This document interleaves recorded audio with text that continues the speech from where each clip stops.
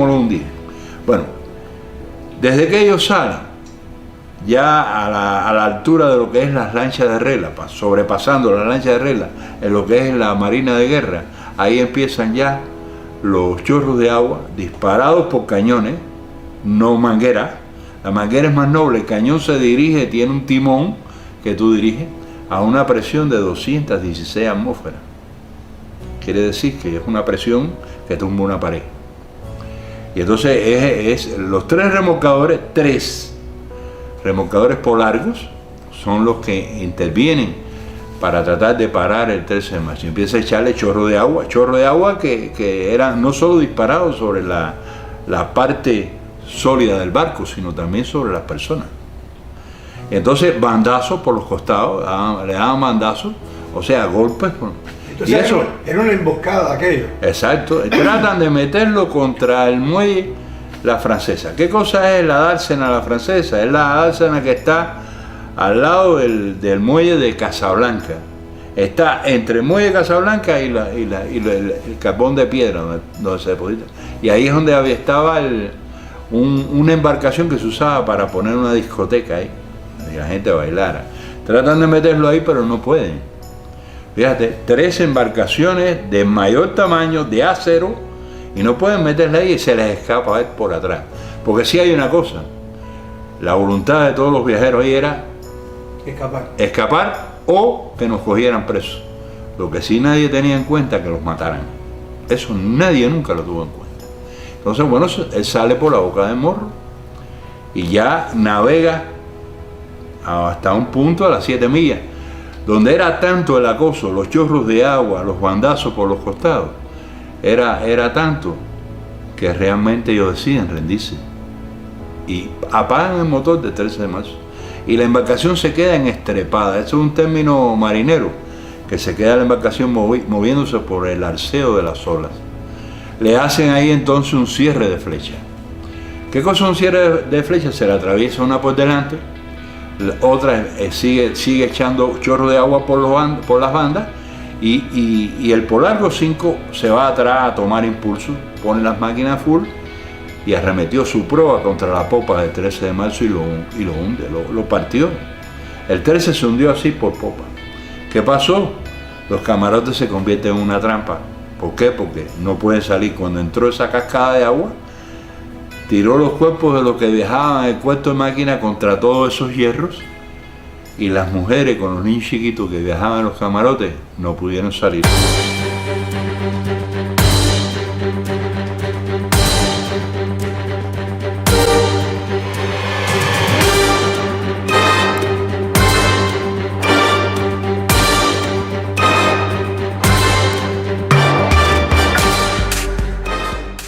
Ahí hay una anécdota muy interesante de Gustavo y de Raúl Muñoz García, que era el patrón del remolcador 13 de marzo, que ellos tratan de abrir el escotillón de proa y los pernos estaban trabados, no pueden abrir el escotillón de proa y por ahí hubieran salido muchas madres, si hubieran rescatado alguna. No se podía.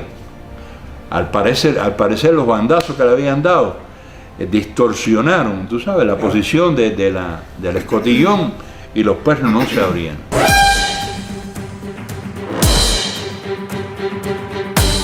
A nosotros nos citan los peritos nombrados por Fidel Castro para explicarnos, o sea, desde su punto de vista, lo que verdaderamente pasó allí.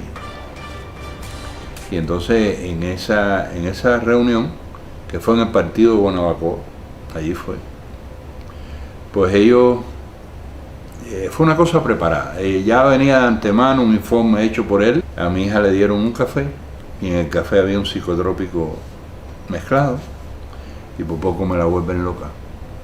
Ese día pues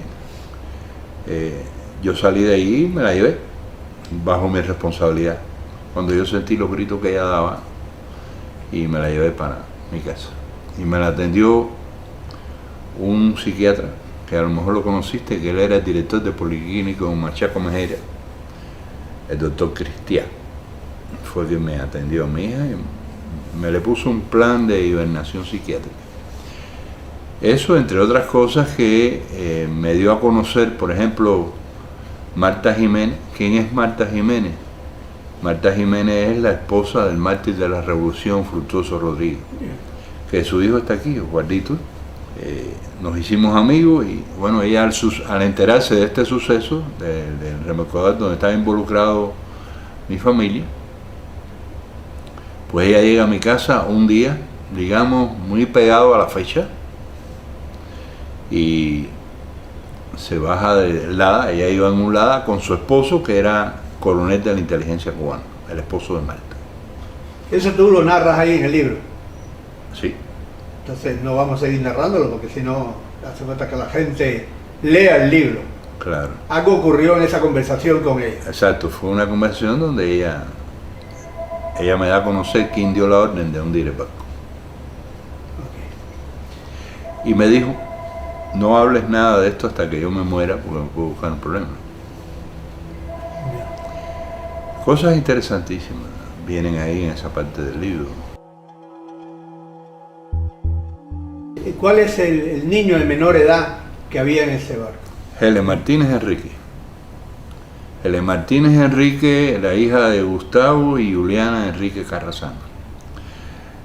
Estaba próximo a cumplir 6 meses. 6 meses de edad. Era una bebita, ¿sí? Iba con su madre viajando en los camarotes, que aparentemente era el lugar más seguro de la embarcación. La embarcación tenía 10 camarotes. Y estaba en la zona de la proa, bajo la cubierta. Ahí estaban las madres con los niños más chiquitos. Los jóvenes iban viajando en lo que es la parte de la cuarto máquina, porque eso era una embarcación profesional. El régimen trató de decir de que era un barco viejo que tenía 115 años de vida. Todo eso es una gran mentira fabricada.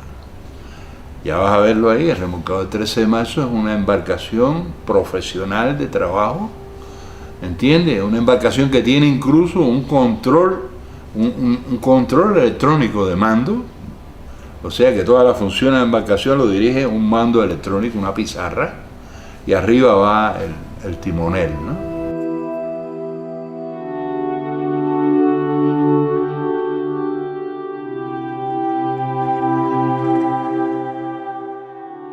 Primero debo decirte que fue un capricho. Hundir el 13 de marzo fue fruto de un capricho, y más que un capricho, de dar una lección, ¿entiendes? De dar una lección del general Zenén Casa Regueiro. Porque aparentemente él con anterioridad le habían ya sustraído algunas embarcaciones del puerto, y ya parece que él quería dar una ejemplaridad con el 13 de marzo. Y de verdad que era un escarmiento, para decirlo. Exacto, un escarmiento. Exacto, un escarmiento. El 13 de marzo, mira, es una embarcación que Ramel, mi cuñado, tenía en el muelle de salvamento para su trabajo en puerto. Mi cuñado tenía una responsabilidad grande en el puerto de La Habana. Él era jefe de operaciones del puerto. Y para moverse en el puerto, él usaba el 13 de marzo, el remolcador este.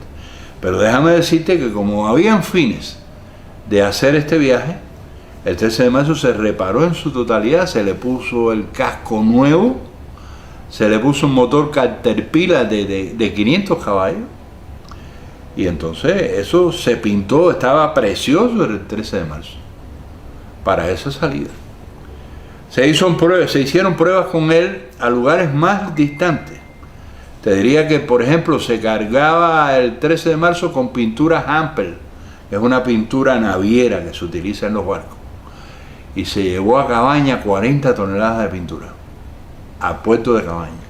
Quiero decirte que de La Habana a Cabaña es más lejos que de La Habana a la Florida. Es más lejos. De La Habana a la Florida hay 90 millas, puerto de Cabaña hay más de 90. Y se hicieron pruebas de navegación y eso con 40 toneladas arriba.